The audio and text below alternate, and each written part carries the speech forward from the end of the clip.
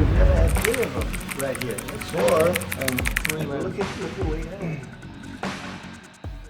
Can President Bukele weigh in on this? Do you plan to return him? Well, I'm supposed to have suggested that I smuggle terrorists into the United States, right? It's I mean, always how can I smuggle? How can I return him to the United States? Like I smuggle him into the United States, or what do I do? Of course, I'm not going to do it.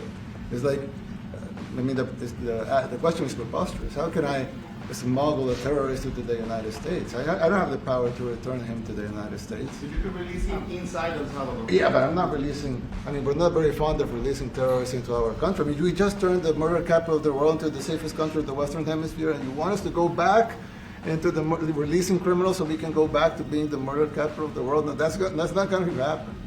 Well, they'd love to have a criminal, released into our I mean, there's a fascination. They would love it. Yeah. They're sick. These are sick people. Well, Mr. President, you said that if the Supreme Court said someone needed to be returned, that you would abide by that. You said that on Air Force One just a few days ago. Why don't you just say, isn't it wonderful that we're keeping criminals out of our country? Why can't you just say that? Why do you go over and over? And that's why nobody watches you anymore. You have no credibility. Please, go ahead. President Trump, thank you so much. How many illegal criminals are you planning on exporting to El Salvador? And President Bukele, how many are you willing to take from the U.S.?